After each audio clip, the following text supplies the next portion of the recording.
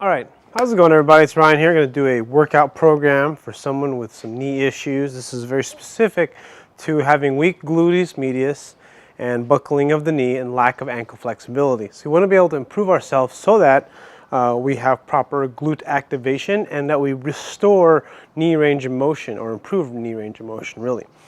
So let's go over some movements, and before we get into everything, we got to kind of clean up some of the issues that this particular person is having.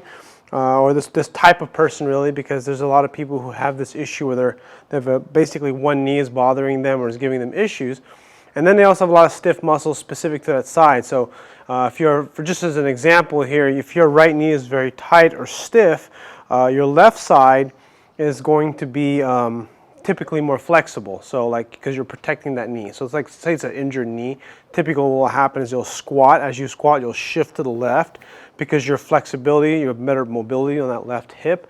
This right knee is more tight, right hip is tight. Probably to other reasons, but one of the major reasons is really the irritation in the, well, you're protecting it. So the whole side is stiff, but then you also don't want to bend the knee too much because it's going to bother you. So to clean this stuff up and help improve ourselves, make ourselves stronger, the first thing that we're going to want to work on is improving our quadricep flexibility and calf and IT band. Those are the things that are most important when it comes to improving our mobility. So what we want to do is we're going to start by foam rolling it. And just something very simple. You're going to get the foam roller here, get on the roller, spend some time, and just start to roll down the leg. Find some tender spots. As soon as you find some tender spots, you just leave it there. Hold there for about 90 seconds to 2 minutes. You can easily hunt for a bunch of different spots and just work on this for a really long time. All I care about is that you find one really good spot and improve it. You'll do that with both sides, of course. Then you can just switch over to the IT band. And what you do with that is you simply just turn to the side of the leg. And it's not, what you're going to actually do is you're going to turn in. So you can see how this leg is like this. This leg is kind of supporting me to reduce the resistance of my body on the roller.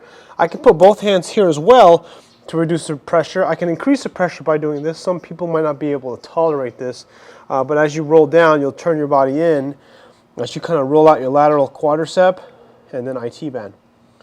And then you can do this, you can do this. You can actually put this leg on the ground, my left leg here, and then that way you can roll up into that IT band. And it's not so much that you want to like roll back and forth. You want to find a spot and you want to spend some time there. 90 seconds trying to improve that area.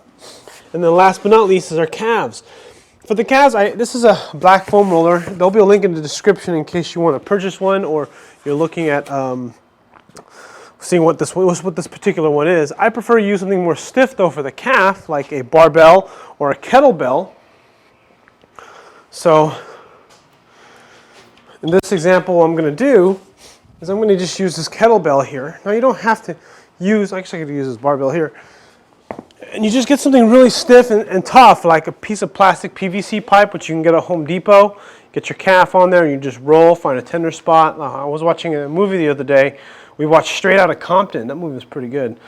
I grew up with that music, but story of Dr. Dre and Eazy-E and whatnot. But anyways, my point of telling you that story about going to the movies is that there was a chair in front of us, right?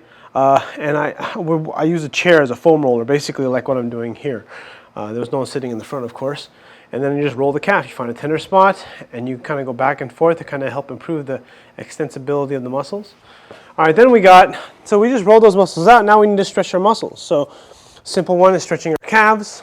This is the wall calf stretch. Hands against the wall here. Stretch the calves like this. Hold for at least 60 seconds. Probably 90 seconds would be better. And then, of course, you'll switch sides.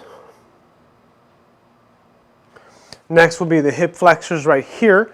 What you're going to want to do is you're going to want to lunge back and kneel down. If you have trouble with either knee, just try to find something to lean on. I'm going to use this foam roller. You can put something soft under this leg here. Another possibility too, let me go from this side here. What you're going to want to do when you're in this position is you want to make sure that this right butt cheek is activated as you push this hip forward. You kind of want to tilt your body to the left a little bit so you can really open up this hip. All right. Hold for 60 to 90 seconds or up to 2 minutes. And then, of course, you will switch sides, squeezing the glute, tilt your body to the right, and just really opening up that hip. Okay, just really try to feel that hip flexor. You can, if that's too hard or it's too hard on the knee, one option also is just to get on the elevated surface like this, and you can kind of lunge down, and then you can bend the knee like that. And now you'll get a similar effect. Not quite as good, but this might be just easier on the knee on the ground if you're having some trouble. Again, to emphasize, got to activate this glute. Activate this glute, push that hip forward, and you can tilt, kind of push this hip out this way, or maybe out towards this angle this way. As you tilt, open up this hip flexor, psoas. And then the last but not least, we want to improve the hip external rotation to activate our glutes better when we do some squats in this workout. So what we're going to do is taking this bench here, and we're going to stretch this muscle. So this essentially looks almost the same, but this has to be higher up. What you're going to do is, it's almost like a pigeon pose in yoga.